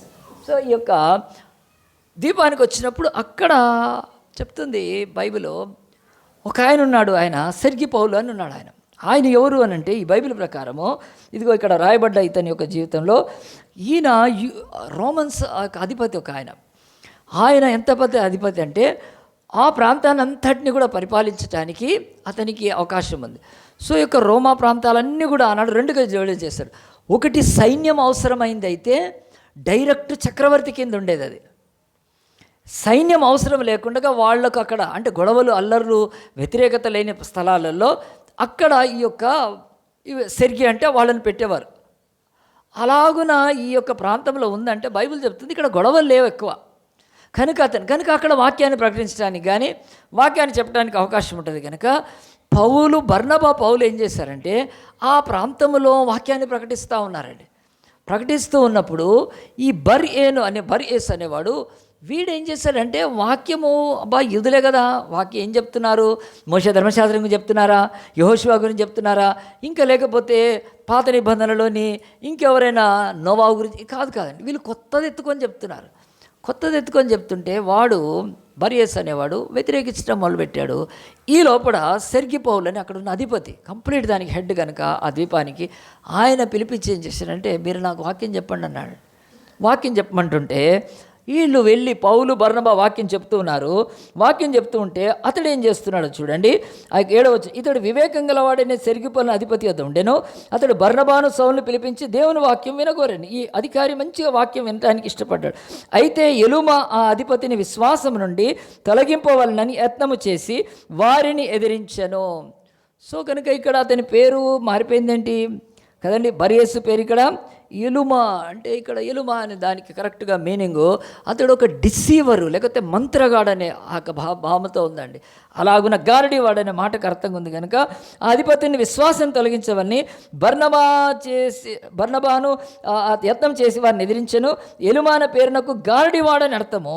అందుకు సౌలు అనబడిన సౌలు పరిశుద్ధాత్మతో నిన్నవాడై. జనరల్గా అతని దగ్గరికి వెళ్తున్నారు, వాక్యం చెప్తున్నారు. బర్నబా సౌలు అధిపతికి చెప్తున్నారు. అతను ఇంట్రెస్ట్గా ఉన్నాడు కనుక ఆ ప్రాంతంలో. కానీ ఈడేం చేస్తున్నాడు, చెడగొడుతున్నారు. ఇది భూమి మీద ఎప్పుడు కూడా జరిగేదేనండి. మనం వాక్యం బలంగా ప్రకటించినప్పుడు బలంగా అపవాది కూడా వ్యతిరేకిస్తాడు. కనుక మీ జీవితాలు ఎప్పుడు మర్చిపోద్దు, మనం వాక్యాన్ని చెప్పినప్పుడు దానికి వ్యతిరేకత ఉంటుంది. కనుక ఆ వ్యతిరేకత విషయమై దేవుడు చాలా బాధపడు. ఈరోజు రాసి కూడా పెట్టుకోండి, మనుషులకు సత్యానికి మధ్యలో వచ్చిన వాడి యొక్క జీవితం సర్వనాశనం అయిపోతుంది. మనుషులకి సత్యానికి లేకపోతే మనుషులకు మధ్యలో ఎవరు రాకూడదు. ఇది బైబిల్ చెప్తుంది. 2వది ఆ తర్వాత దేవుడు ఎక్కువ చెప్తుంది, ఆ యొక్క దేవుడి యొక్క సువార్తకు మనుషులకు మధ్యలో అడ్డం వచ్చిన వాడు కూడా వాడి జీవితం భయంకరమైన శిక్ష. భూమి మీద అతి కఠినమైనది దేవుడి చేయాలి వీళ్ళకే. నరహంతకులను, బందిపోట్లను, రేపిస్టులు, ఇంకా మీరు ఎవరైనా తీసుకోండి, వాళ్లకు కొంచెమైన కృప దొరుకుతుంది కానీ వీళ్ళకు దొరకదు. ఎందుకంటే వాళ్ళు సత్యాన్ని అడ్డగించేవాళ్ళు. కనుక వీడు ఈ యొక్క ఎలుమ అనేవాడు, ఈ బర్రేస్ అనేవాడు మంచిగా అధిపతి విశ్వాసంలోకి రావటానికి ఆయన వింటూ ఉంటుంటే వీడు ప్రతిసారి అడ్డుకుంటున్నాడు. ఇక ఒక్కసారి పౌలు చూసి ఏం చేశాడు చూడండి. బైబిల్ ఎక్కడ లేదు ఇలాగన. అందుకు సౌలు అనబడిన పౌలు పరిశుద్ధాత్మతో నిండిన వాడే అతన్ని తేరి చూచి, సమస్త కపటముతోను సమస్త దుర్మార్గం నిండినవాడా, అపవాది కుమారుడా, సమస్త నీతికి విరోధి, నీవు ప్రభు యొక్క తిన్నని మార్గం చెడగొట్టం అనవా? ఇదిగో ప్రభు తన చెయ్యి నీ మీద ఎత్తున్నాడు, నీవు కొంతకాలం గుడ్డివాడవై సూర్యుని చూడకుందామని చెప్పాను. వెంటనే మబ్బును చీకటి అతను నమ్మను కనుక అతడు తిరుగుచు ఎవరైనా చెయ్యి పట్టుకొని నడిపింతురా అని వెతుకుచుండెను. అంతటా అధిపతి జరిగిన దాన్ని చూచి ప్రభు బోధకు ఆశ్చర్యపడి విశ్వసించను. గట్టిగా చెప్పండి కూడా బైబిల్ చెప్తుంది. ఈ యొక్క కుప్ర దీవిలో ఒక గొప్ప అధిపతి సెర్గి పౌలు, ఆయన రక్షణలోకి వచ్చేసాడండి. కానీ ఆ రక్షణకు అడ్డొస్తున్న వాడిని పౌలు ఏం చేశాడు, మరి బైబిల్లో ఇది ఒక పెద్ద ప్రశ్న. దేవుడి బిడ్డలు ఇలాగున శపించచ్చా, గుడ్డి వాళ్ళని చేసేయచ్చా? మరి బైబిల్ చెప్తుంది పరిశుద్ధాత్మ నిండివాడే చేశాడు. ఒకటి ఎందుకు చేసి ఉంటాడు? 2 మాటలు. ఒకటి, పౌలు రక్షింపబడ్డప్పుడు కూడా ఏమయ్యాడండి? గుడ్డివాడయ్యాడు. అప్పుడు పౌలుకు అర్థమవుతుంది, ఎవడు ప్రభువుని అడ్డగిస్తాడో వాడు గుడ్డివాడు కావాల్సిందే అని అనుకున్నాడు తను. నేను గుడ్డివాడిని కాలేదా, నేను ప్రభువుని ఇప్పుడు వీడు గుడ్డివాడు అని చెప్పి తిట్టేశాడు, అంటే ఆ యొక్క శపించేశాడండి దేవుని ఆత్మచేతనే. కానీ ఎప్పుడైతే ఆ యొక్క వాడు నిజంగా మబ్బయి గుడ్డివాడైపోయాడో అక్కడే సరిగి పౌలు చూస్తున్నాడు. ఇంగ్లీష్లో పౌలస్ అంటారు. ఈ పేరే మన రాజస్థాన్ మిషనరీకి ఉంది, సరిగి పౌలస్. కనుక ఆ యొక్క పౌలస్ అనే ఆయన ఆధిపత్య చూసి ఏం చేశారంటే, ఇప్పుడు ఆయన ఎదుటకి 2 ఉన్నారు. ఈ గార్డీ చేసే మహావివేకం కలిగిన ఈ ఎలుమ అనేవాడు ఉన్నాడు, ఇక్కడ పౌలు కూడా ఉన్నాడు. సో ఇద్దరిది ఎవరిది చూడొచ్చు. ఆ యొక్క పౌలులో ఉన్న ఒక ఆశ్చర్యమైనది చూస్తుంటాడు. ఏంటో తెలుసా? పౌలుకి ఎంత ధైర్యం ఉంది, how strongly boldly he's defending his God, his gospel. ఎంత స్ట్రాంగ్ అంటే ఒకడిని గుడ్డివాడు అయిపోయిన కూడా ఆజ్ఞాపిస్తే అంత నిలబడుతున్నాడు. రెండవది, ఎలుమని చూశాడు. వీడికి ఇంత గారడి శక్తి ఇంత ఉంది, వాడికి కన్నులో ఒక ఆయన వచ్చి తీసేస్తే ఆడే మబ్బు అయిపోయాడు. ఇద్దరు కళ్ళ ముందు ఆ యొక్క సరిగి పౌలు చూసి అందుకరించి నమ్మాడండి. It's first convert. తర్వాత అతని ఫ్యామిలీ అంతా కూడా నమ్మారండి, హిస్టరీలో ఉంది. దేవుడు కళ్ళ ఎదుట ఒక కార్యం చేశాడు. సో అతడి కళ్ళు పోయినప్పుడు ఇప్పుడు బైబిల్ చెప్తుంది, ఆ యొక్క పౌలు ఒకప్పుడు కళ్ళు పోగొట్టుకొని దేవుడికి వ్యతిరేకించినందుకు ఇప్పుడు ఆత్మీయ నేత్రాలు తెరవబడి, ఇప్పుడు ఒకరి ఆత్మీయ నేత్రాలు తెరవబడటానికి అడ్డుపడుతున్న గుడ్డని చేసి ఆ యొక్క సెరిగి పౌలు యొక్క ఆత్మ కన్నులు తెరిచేసేసాడు. ఎంత గొప్పదండి. కనుక ఇలాంటివి జరిగినప్పుడు బైబిల్ మనకు చెప్తుంది, ఒక దీవి, ఒక ఐలాండ్కి రక్షణ దేవుడు ఇవ్వగలిగారండి. తర్వాత పౌలు ఎన్నిసార్లు కూడా ఇటు నుంచి వెళ్తున్నప్పుడు ఈ ప్రాంతంకి వచ్చేవాడు, పాపు అనే ప్రాంతానికి అక్కడ ఉండి వెళ్తూ ఉండేవాడు. మంచి సంఘం స్థాపింపబడితే బైబిల్ ఇక్కడైతే మనకు చెప్తుంది ఈ అద్భుతం ఎట్లా జరిగింది. ఇది ఎట్లా జరిగిందంటే బైబిల్ బహు స్పష్టంగా చెప్తుంది. చూడండి, దేవుడు ఈ యొక్క సంఘంలో వాళ్ళని పిలిచి నాకు మరి ఇవ్వండి అంటే, అప్పుడు ఈ యొక్క బైబిల్లో ఉన్న ఈ 5 కదండి, ఆ యొక్క 5 మరి బైబిల్ చెప్తుంది బర్నబా, సుమయోను, లూకియా, ఆ తర్వాత మనయేను, సౌలు 5 ఉంటే బర్నబాను సౌలును మరి వాళ్ళు ఇచ్చేశారంటే, వాళ్ళు ఏం చేశారు, వాళ్ళను పంపారు. వెళ్ళండి మీరు సేవకు, ఇక్కడే ఉండనక్కర్లేదని చెప్పి పంపినప్పుడు బైబిల్ బహు స్పష్టంగా మన జీవితాల్లో చెప్తుంది, సంఘాలు మనుషుల్ని పంపేవాళ్ళుగా ఉండాలి, సంఘాలు సేవకులను పంపేవాళ్ళుగా ఉండాలి, సంఘాలు దేవుని బిడ్డల్ని పంపేవాళ్ళుగా ఉండాలి. ఈ చిన్న సంఘము అంత్యోకది తమ సంఘంలో ఉన్న బర్నబాను సౌలును దేవునికి ఇచ్చేస్తే ఆ యొక్క కుప్ర దీవిలో ఒక పెద్ద అధిపతి రక్షణ పొందటం కాదు, దేవుడి యొక్క సువార్త ప్రబలి అక్కడ అనేకులు రక్షణ పొందారు. కనుక మన సంఘము అలాగున పంపేదిగా ఇచ్చేదిగా ఉంటుందా? ఒక్కసారి ఆలోచించాలండి. ఇది మన మనసులో పెట్టుకుంటే నేను ఒక చిన్న జరిగింది చెప్తాను. ఆఫ్రికా ఖండము మనందరికీ తెలుసు, భూమి మీద ఒక కాంటినెంట్. ఈ యొక్క ఆఫ్రికా మరి ప్రపంచ పటంలో చూస్తే ఆఫ్రికా, అక్కడ ఒక దేశం ఉంది, దాంట్లో వెస్ట్ ఆఫ్రికాలో ఆ యొక్క బుకినో ఫాసో అనే ఒక కంట్రీ ఉందండి. చాలా చిన్న కంట్రీ, అది పేద దేశం, ప్రపంచంలో ఉండే అతి పేద దేశాల్లో ఒక పేద దేశం అండి. దీనిలో ఆ యొక్క సమస్య ఏమిటంటే ఎప్పుడు కొట్టుకుంటుంటారు మిలిటరీస్, అక్కడ మిలిషన్స్ ఉంటారు, ఆ గ్రూప్స్ ఈ గ్రూప్స్ కొట్టుకుంటుంటారు. మన యొక్క మన పోలీస్ లేకపోతే మన ఇండియన్ పోలీస్ కానీ ఇండియన్ ఆర్మీ కానీ లేకపోతే ఇవన్నీ ఎవరితో పోట్లాడారండి? నక్సలైట్స్తో పోరాడుతూ ఉంటారు. నక్సలైట్స్లో పోరాడుతుంటే ఎవరిని లేపేశారు? హిడ్మాన్ లేపేశారు కదా, అది న్యాచురల్ కనుక. అలాగున ఇక్కడ సావరిన్ గవర్నమెంట్ ఉంది కనుక అణిచేస్తుంది. కానీ ఈ ఇండియాలోనే 4-5 గవర్నమెంట్లు ఉంటే చాలా కష్టం అట్లాంటి వాళ్ళని అణిచివేయటం, నక్సలైట్స్ కానీ ఎవరు. సో ఈ దేశంలో ఈ బుకినో ఫాసోలో చాలా వర్గాలు కట్టుకుంటూ ఉంటుంటే రీసెంట్గా అక్కడ ఒక ఆయన ఇబ్రాహీం టెరారో అనే ఆయన పేరు, ఆయన కెప్టెన్ అయ్యాడు. ఆయన కంట్రోల్ తీసుకొని దేశాన్ని చక్కగా నడిపిస్తున్నాడండి. దేశాన్ని చక్కగా నడిపిస్తుంటే ఈ యొక్క వాళ్ళ కంట్రీ ఫ్లాగ్ ఇది, ఆ యొక్క నెక్స్ట్ ఆ యొక్క కంట్రీని నడిపిస్తూ ఉన్నాడు. ఇదిగోండి వీళ్ళు ఈ యొక్క మిలిటరీ వాళ్ళు ఎప్పుడు ఒకళ్ళొకళ్ళు తన్నుకోవడము, యుద్ధాలు చేసుకోవడం, అంతర్గత యుద్ధాల కలహాలతో అట్టుడుగుతూ దేశము పేదరికంతో నాశనం అవుతుంది. అలాంటి ఆ కంట్రీలో ఇప్పుడు ఇబ్రాహీం అనే ఒక ఆయన కొత్త ఆయన వచ్చాడు కెప్టెన్గా. అతను ఏం చేశారంటే ఆ దేశంలో ఉన్న మౌలిక సదుపాయాలు అంటే బేసిక్ నీడ్స్లో ఒకటి ఏంటంటే డ్రైనేజ్ ఉండదండి వాళ్ళకి. ఘోరమైంది కనుక వీళ్ళ యొక్క క్యాపిటల్ సిటీ సగం ఊరే కనుక, సగం ఊరు కనుక ఇలాగున వాళ్ళ పట్టణం క్యాపిటల్ సిటీలోంచి అవతలకు పోతే అంతా కూడా ఒక ఊరిలాగా ఉంటుంది. ఏంటంటే డెవలప్మెంట్ లేదు. అలాగున్నప్పుడు ఈయన క్యాప్టెన్ ఏం చేశారంటే ఒక పిలిపించారండి. ఏమని పిలిపించారంటే, మీరు మన దేశం యొక్క ఉన్నతి కొరకు ఇంకేదో కాదు, మీరు ఉన్నది డొనేట్ చేయండి మీ దగ్గర, దేశం అంతటి నుంచి మన క్యాపిటల్ సిటీని కట్టుకుందామని చెప్పినప్పుడు చాలామంది కంపెనీస్ వాళ్ళు సిమెంట్ ఇవ్వడం మొదలుపెట్టారండి. ఆ తర్వాత అక్కడ న్యూస్ ఛానల్స్ వాళ్ళు చెప్పారు చూడండి, న్యూస్ ఛానల్స్ వాళ్ళు ఇదిగో ఈమె మాట్లాడుతూ ఉంది ఆ క్యాప్టెన్స్ గురించి, అంటే ఛానల్లో వాళ్ళు బాగా ప్రమోట్ చేశారనమాట. ఇంకొక న్యూస్ ఛానల్లో వాళ్ళ యొక్క న్యూస్ ఛానల్లో ప్రమోట్ చేసినప్పుడు చాలామంది ఆ కంట్రీలో బుకినో ఫెస్ట్లో కొంతమంది ఏం చేశారంటే ఇది చెప్పడం ఎంతవరకు కరెక్ట్, ఇంతకుముందు ఏ లీడర్ని నమ్మలేదు కానీ ఈయన చెప్తున్నాడు కదా అని చెప్పి వాళ్ళు సిమెంటు ఆ యొక్క మెటీరియల్స్, ముఖ్యంగా కన్స్ట్రక్షన్ మెటీరియల్స్ ఇవ్వడం మొదలుపెట్టారండి. ఇవ్వడం మొదలుపెట్టినప్పుడు వాళ్ళ దేశంలో మరి ఉన్న పరిస్థితులను చూసి ఇట్లా ఉట్టి సిమెంట్ ఇవి ఇస్తే కాదు మెటీరియల్, పని చేయడానికి ఎవరైనా రావాలి అన్నారండి. పని చేయడానికి రావాలంటే చాలామంది ఇవ్వలేని వాళ్ళు ఉండొచ్చు కదా, పని చేయడానికి రావచ్చు. అలాగున పని మొదలుపెట్టారండి. అలాగున పని మొదలు పెడితే ఎంతమంది జాయిన్ అయ్యారు తెలుసా అండి? ఇప్పుడు ఇది వరల్డ్లో ఒక మంచి వైరల్ న్యూస్, 2 లక్షల మంది జాయిన్ అయ్యారు ఆ కంట్రీలో పని చేయడానికి. ఒకళ్ళు కాదు, ఇద్దరు కాదు.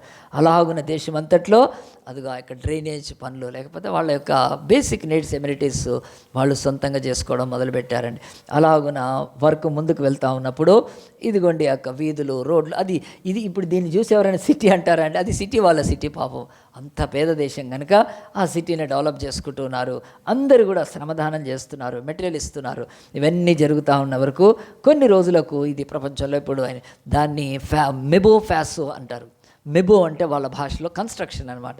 ఆ యొక్క బుకినో వాళ్ళ భాషలో బుకినో ఫ్యాసో మెబో అనేది అక్కడ ఒక వైరల్ ఇది అనమాట, ట్యాగ్ లాగా పెట్టుకున్నారు. అలాగనున్నప్పుడు ఇదిగో ఇంకో కొన్ని ఛానల్స్ వాళ్ళు కూడా మీరు కూడా ఏదైనా ఇవ్వచ్చు అని చిన్న ఛానల్స్ వాళ్ళు అక్కడ ఉన్న వాళ్ళు చెప్తూ ఉంటే ఆ వర్క్ ఎంత ఉధృతంగా తయారైందండి. అయ్యి చివరిగా ఏమైందంటే అందరూ ఇస్తున్నారు కదా నా దేశానికి, నేను ఇవ్వలేనా అని చెప్పి ఒక చిన్నోడు 12 ఏళ్ళోడు ఒక సిమెంట్ బ్యాగ్ తీసుకొచ్చాడు. దీంతోటే వైరల్ అయింది ఇది వరల్డ్లో. అసలు ఈడు చిన్నోడు, ఈయన క్యాప్టెన్ ఇబ్రహీం ట్రైరారో అనేది ఉంది ఆయన పేరు. ఆయన మా దేశానికి ఇస్తూ ఉంటే ఎన్ని రోడ్లు బాగు చేసుకున్నారు, ఎన్ని డ్రైనేజీలు బాగు చేసుకున్నారు, ఎన్ని కల్వర్ట్స్ బాగు చేస్తూ ఉన్నారు. అంతా పెద్ద కంపెనీస్ ముందుకు వస్తే కాదు, ప్రతి వాళ్ళు ముందుకు వచ్చినప్పుడే దేశం బాగుపడుతుంది ఇచ్చినప్పుడు ఈ చిన్నోడు వాడికి 12 ఇయర్స్ అండి, పేద దేశం వాడు పని చేస్తాడు రోజు పొద్దున్న లేచి లేబర్ పని. ఇక్కడలాగా మనలాగా లేబర్ రూల్స్ లేవు, చిన్నపిల్లల్ని పెట్టకూడదని చెప్పి ఈరోజు జోనైల్ యాక్ట్ అని జేజే యాక్ట్ అని వచ్చింది ఇండియాలో. చాలా కఠినంగా ఇప్పుడు పిల్లలు ఎక్కడ కనిపించట్లేదు. ఇళ్లలో పనికి పెట్టుకున్నా తీసుకుపోయి అరెస్ట్ చేసేస్తారు మనల్ని. ఇంట్లో కూడా పిల్లలు పని చేయకూడదు, ఎందుకంటే వాళ్ళ బాల్యం యొక్క దాని హక్కును మనము కాల రాయకూడదని చెప్పి గవర్నమెంట్, నేషనల్ గవర్నమెంట్ జేజే యాక్ట్ భయంకరంగా పెట్టింది ఈరోజు. ఎంత సినిమా యాక్టర్ ఇంట్లో కూడా పిల్లలు పని చేసినా సినిమా యాక్టర్ని అరెస్ట్ చేస్తారు. సో పిల్లల్ని తల్లితో వస్తారు కానీ వాళ్ళతో పని చేయకూడదు. సో చాంత ఉన్నప్పుడు ఆ కంట్రీలో జేజే యాక్ట్ ఎక్కడ ఉందండి? ఏమీ లేదు. వీడు 12 ఏళ్ళోడు పని చేసి ఒక్క సిమెంట్ బ్యాగ్ ఇచ్చాడండి. ఎందుకంటే నా దేశమో బాగుపడాలని. సో ఇది నేను ఎందుకు ఈరోజు తీసుకున్నానంటే, ప్రపంచంలో ఒక బుకినో ఫ్యాసో అనే ఒక చిన్న ఆఫ్రికన్ ల్యాండ్ లాక్ కంట్రీ అంటారు. అంటే ఇటువైపు కూడా దానికి వాటర్ ఉండదు, అన్ని వైపుల భూమే ఉంటుంది. పేద దేశము, ప్రపంచంలోనే కాటన్ గోల్డ్కి ఫేమస్ ఈ దేశం. చాలా కాటన్ వాళ్ళకు పండుతుంది, ఆ తర్వాత గోల్డ్ కూడా. కానీ పేదరికం అట్లా ఉంది, ఎందుకంటే అంతర్గత యుద్ధాలు, ఆ యొక్క ఇన్ఫ్రాస్ట్రక్చర్ డెవలప్ కాక చాలా పేదగా ఉంటే ఈ క్యాప్టెన్ ఇబ్రహీం అనే ఆయన ఎంత మార్పు తీసుకొచ్చాడు, ఒక పిలుపునిచ్చాడు. కనుక నేను చెప్తున్నాను, ఇక 12 ఏళ్ళ బాబు ఒక సిమెంట్ బ్యాగ్ ఇవ్వడం అంటే అలాడికి చాలా ఇది, అడిగి అంత చిన్నోడు ఒక సిమెంట్ బ్యాగ్ ఇవ్వాలంటే. కానీ ఆ మనసు వాడికి వచ్చింది, నా దేశం బాగుపడాలి అని చెప్పి ఇచ్చినప్పుడు నేను ఈ మాటలు ఎందుకు నేను మీకు ఇది ఇలస్ట్రేషన్ చెప్తున్నానంటే, ఈరోజు పరిశుద్ధాత్మ దేవుడు కూడా స్వరం అంటాడు. ఏమని? మీరు ఈ లోకానికి స్వార్థను ప్రకటించరా, మీరు సర్వలోకానికి వెళ్ళి సర్వసృష్టికి స్వార్థ ప్రకటించండి. కనుక అందరం రోమా 10వ అధ్యాయం తీద్దాం చూడండి. రోమా 10వ అధ్యాయం తీస్తే ఈ మాటలతో మనం వాక్యం ముగిస్తే, రోమీలకు రాసిన పత్రిక 10వ అధ్యాయంలో బహు స్పష్టంగా కొన్ని మాటలు రాయబడ్డాయి. ఇవి చదువుతాను నేను. ఈ యొక్క రోమా 10వ అధ్యాయంలో చూడండి ఈ మాటలు. వారు విశ్వసించని వానికి ఎట్లు ప్రార్థన చేస్తారు? అసలు లేకుంటే 13 తీసుకుందాం. ఎందుకనగా ప్రభువు నామంను బట్టి ప్రార్థన చేయవాడెవడో రక్షణ పొందుతాడు. ఈ భూమి మీద ఎవ్వరు రక్షణ పొందాలంటే ఏం చేయాలి? ఒకళ్ళు ప్రార్థన చేయాలి. అసలు ప్రార్థన ఎవరైనా చేయాలంటే దానికి కనెక్టింగ్. వారు విశ్వసింపని వానికి ఎట్లా ప్రార్థన చేస్తాడు? ఎవరైనా సరే ప్రార్థన చేయాలంటే ఆ దేవుడు ఎవరో అసలు ఏందో తెలియాలి కదా, విశ్వసించాలి. ఎట్లా ప్రార్థన చేస్తాడు అని వినని వారిని ఎట్లు విశ్వసిస్తారు? అసలు ఎప్పుడూ ఎవరి గురించి వినకుంటే ఆయన గురించి ఎట్లా మరి విశ్వాసం కలుగుతుంది? అంతేకాదు, ప్రకటించువాడు లేకుండా వారు ఎట్లా వింటారు అంటే ఒకదాని తర్వాత ప్రకటించువాడు పంపబడని ఎడ్ల ఎట్లు ప్రకటించుదురు? బైబిల్ చెప్తుంది. ప్రకటించువారు పంపబడని ఎడ్ల ఎట్లు ప్రకటించుదు? ఇందు విషయమై ఉత్తమమైన వాటిని గురించి సువార్త ప్రకటించు వాని పాదములు ఎంతో సుందరమైనవని రాయబడింది. యెషయా గ్రంథంలో ఉంటుంది ఇది మాట. దేవుడు చెప్తున్నాడు, పౌలు యొక్క పాదాలు, బర్నబా యొక్క పాదాలు సుందరము. ఎందుకంటే వాళ్ళు అంత్యోకలో సంఘం మంచిగా కట్టుకోవచ్చు. అక్కడ ఆ సంఘాన్ని విస్తరింపజేసుకోవచ్చు. ఎన్నో మీటింగులు పెట్టుకోవచ్చు, ఎన్నో పండగలు చేసుకోవచ్చు, ఎంతోమందికి కాదు. పరిశుద్ధాత్మ పిలుపుకు బర్నబా, సౌలు అక్కడ యెరూషలేములో పెద్ద అపోస్తలున్న అరిస్తూ నడిచిన పేతురు, యోహాన్లు, ఆంద్రేయ వాళ్ళు కాదు, వీళ్ళు చాలా చిన్నోళ్ళే చెప్పాలనుకుంటే. వీళ్ళు లేచి వాళ్ళ బ్రతుకును దేవుని చేతిలో పెట్టి ఇదిగో కుప్రకు వెళ్తే, కుప్రలో సెర్గి పౌలస్ అనే ఆయన, ఆ యొక్క ఇలుమ అనే అధిపతి వాడు ఎవడైతే ఉన్నాడో గార్డి, వాడి కళ్ళు గుడ్డితనం చేసి కూడా ఆ యొక్క సువార్తను ప్రకటిస్తే బైబిల్ అంటుంది, ఒకవేళ అంత్యొక సంఘము పౌలును బర్నబాను పంపకపోతే సెర్గి పౌలస్ రక్షణ పొందేవాడా? ఆయన కుటుంబం రక్షణ పొందేదా? కుప్రలో చర్చి ఉండేదా? కుప్ర ప్రజలు వాళ్ళు ఏవి ఆచారాలతో భయంకరమైన ఇమ్మొరాలిటీ ప్లేస్ అది. ఈరోజు కూడా చెప్తారు కనుక, అంటే అవినీతి, అక్రమం, భయంకరమైన పాడు పనులు కనుక నైట్ లైఫ్ అంటారు కదా ఈరోజు. అలాంటి చీకటి స్థలానికి దేవుడు ఒక చిన్న అంత్యొక సంఘంలోంచి 2 పంపిస్తే ఆ ద్వీపము వెలిగిపోయిందండి. దేవుడు ఆ రోజు నుంచి ఈ రోజు వరకు కూడా సైప్రస్లో మంచి చర్చ్. ఈరోజు యెరూషలేంకి టూర్కి వెళ్తే ఇది కవర్ చేయరు, కానీ వేరే యూరప్ టూర్ కవర్ చేస్తే నేను వెళ్తా, ఖచ్చితంగా వెళ్తా సైప్రస్కి తప్పకుండా, ఆ యొక్క దీవికి. ఎందుకంటే మంచి దేవుడి యొక్క సేవ విస్తరించి ప్రపంచానికి సైప్రస్ ఎంతో బ్లెస్డ్ కంట్రీగా మారిన తర్వాత ఎన్నో దేశాలకు సువార్త. కానీ బైబిల్ అయితే అంత్యొక నుంచి దేవుడు అంటున్నాడు పంపితే. ఎందుకంటే ఒక ఇబ్రహీం అనే ఆ యొక్క బుకినో ఫాసో అని ఆయన మెబో ఫాసో దేశాన్ని కట్టడానికి రండి అని ఒక పిలుపునిస్తే ఎంతమంది వాళ్ళు వెళ్ళి ఆ కంట్రీకి సిమెంట్ బ్యాగ్తో పాటు ఏదో ఒక చిన్నది ఇస్తే, దేవుడు చెప్తున్నాడు ఈరోజు మన బ్రతుకుల్లో మనం ఎవరినైనా పంపిస్తున్నామా మన చర్చ్ నుంచి, లేకుంటే పంపడానికి ఏదైనా ప్రయత్నం చేస్తున్నామా? అందు గురించే ఇక వాక్యము ఎంత స్పష్టంగా చెప్తుంది చూడండి. ప్రభువు నామని బట్టి ప్రార్థన చేస్తే రక్షణ పొందుతారు. కానీ ఎవడైనా ప్రార్థన చేయాలంటే వాడు విశ్వసించాలి. అసలు విశ్వసించాలంటే ఎవడైనా అతనికి ఆ ఇక దేవుడు ఎవరో ప్రకటించాలి. ఆ ప్రకటించాలంటే ఎవరో ఒకరు వెళ్ళాలి. జస్ట్ చిన్న లింక్ అది, కామన్ సెన్స్ చాలు మనకు అది అర్థం చేసుకోవటానికి. ఎవరైనా వెళ్ళకపోతే వాళ్ళు మన దేశంలో వెండి బొమ్మలు, బంగారు బొమ్మలు, ఇత్తడి బొమ్మలు, కర్ర బొమ్మలు, కొయ్య బొమ్మలు, రాతి బొమ్మలు, మట్టి బొమ్మలు, ప్లాస్టర్ ఆఫ్ ప్యారిస్తో కూడా ఈరోజు బొమ్మలు తీసుకొని పోయి నీళ్ళల్లో వేస్తుంటే, ఒకనాడు దేశాలు వదిలిపెట్టి కదండి ఇక్కడికి వచ్చారు మిషనరీస్. కనుక ఏమైంది? ఈరోజు మనము రక్షణ పొందాం. ఈరోజు ఏ దేవుడు దేవత అంటే మనం నమ్ముతామా? 4 తలకాయలు 5 చేతులు ఉంటే ఇదేంటి అంటున్నాం. ఎందుకంటున్నాం? మనకు ఆ యొక్క కృపాసువార్త అందింది. లేకపోతే ఆ చీకట్లో, ఆ విగ్రహాల మధ్యలో వాటిలో పూజిస్తూ, ఆరాధిస్తూ, బలులిస్తూ, వాటికి నైవేద్యాలు పెడుతూ, వాళ్ళు చెప్పిన క్రతువులు వింటూ చీకటిలో ఉండేవాళ్ళం. కుప్ర చీకటిలో ఉన్నప్పుడు వెలుగు దీపాలుగా బర్నబా, పౌలు వెళ్ళిపోయారు అక్కడికి. ఎవరు పంపారు? సంఘం పంపింది, అంత్యొక సంఘం. సో ప్రతి సంఘం యొక్క బాధ్యత. కనుక ఈరోజు మిషనరీ అనే మాటకు అర్థము, మిషనరీ అంటే మిట్టో అనే దాంట్లో లాటిన్లోంచి వచ్చిందని. మిట్టరో అంటే టు సెండ్, దాంట్లో నుంచి మిషనరీ అనే మాట వచ్చింది. సరే, మిషనరీ అనే మాటకు ఇంకా మీరు ఇంకేదో అర్థం చేసుకోవద్దు. మిషనరీ అంటే లాటిన్లో మిట్టో అనే భాష, ఆ వర్డ్లో నుంచి అది మిషనరీగా తర్వాత ఇంగ్లీష్లోకి వచ్చేసింది. సో మనందరి బ్రతుకులో దేవుడు అంటున్నాడు, మిట్టో అంటే మిషనరీని పంపేదే నిజమైన సంఘము. ఈ భూమి మీద మిషనరీస్ని పంపించే సంఘమే ఎందుకంటే భూమి మీద దేవుడు ఆయన ఈ మీద రక్షణ కొరకు ఆయన ఇచ్చిన కృపను మనం అర్థం చేసుకోవాలండి. దేవుని బిడ్డలారా, ఈ మాటలు నేను ఎందుకు చెప్తానంటే మన సంఘము కూడా మిషనరీస్ని పంపించడానికి దేవుడి యొక్క కృప మన మీద ఉండాలని.